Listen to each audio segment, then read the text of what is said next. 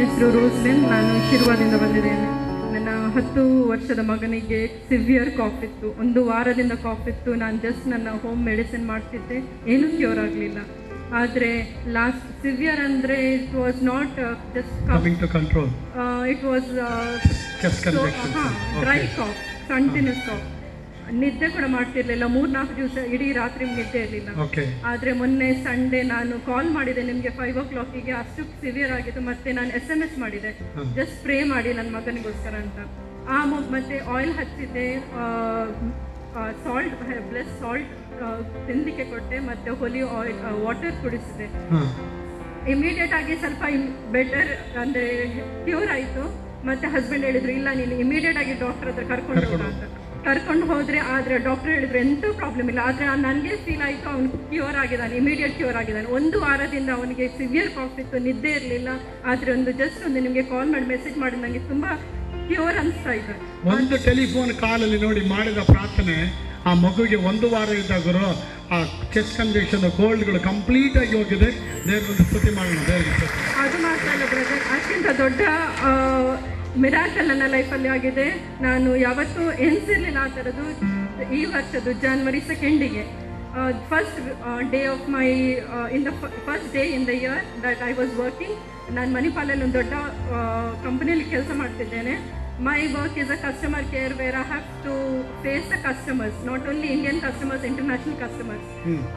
ನಾನು printing press, ಅದು actually ಏನೋ ಒಂದು ಮಿಸ್ ಕಮ್ಯುನಿಕೇಷನಲ್ಲಿ ನನ್ನ ಮೇಲೆ ಬ್ಲೇಮ್ ಬಂತು. ನೀನು ಮಾಡಿದ ಕೆಲಸ ಸರಿ ಇಲ್ಲ ಅಂತ, ಬೇರೆಯವರಿಂದ ತಪ್ಪಾಗಿದೆ, ಆದರೆ ನಾನು ಫೇಸ್ ಮಾಡಿ ನನ್ನ ಮೇಲೆ ಬ್ಲೇಮ್ ಬಂತು.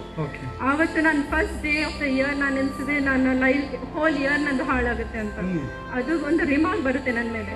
ಆದರೆ ನಾನು ಫುಲ್ ಡೇ ಟೆನ್ಷನಲ್ಲಿದ್ದೆ. ಮನೆಗೆ ಹೋಗುವಾಗ ಹಸ್ಬೆಂಡ್ ಹತ್ರ ಹೇಳಿದ್ದೆ ನಾನು ಇಡೀ ವರ್ಷದ ಕೆಲಸ ಮಾಡಿದಾಗಿದೆ, ಅಷ್ಟು ಟೆನ್ಷನಲ್ಲಿದ್ದೆ ಅಂತ.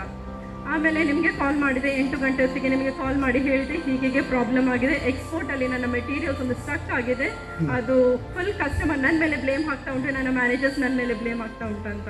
ಅದಕ್ಕೆ ನೀವು ಪ್ರೇ ಮಾಡಿದರೆ ನೀವು ಹೇಳಿದ್ರೆ ಏನಾಗೋದಿಲ್ಲ, ನೀನು ಜಸ್ಟ್ ಜೀಸಸ್ ಮೇಲೆ ಟ್ರಸ್ಟ್ ಮಾಡು, ಎಲ್ಲ ಕ್ಲಿಯರ್ ಆಗುತ್ತೆ. ಆ ಕಸ್ಟಮ್ಸಲ್ಲಿ ಸ್ಟಕ್ ಆಗಿದೆ ನಿನ್ನ ಮೆಟೀರಿಯಲ್ಸ್ ಅಂತ.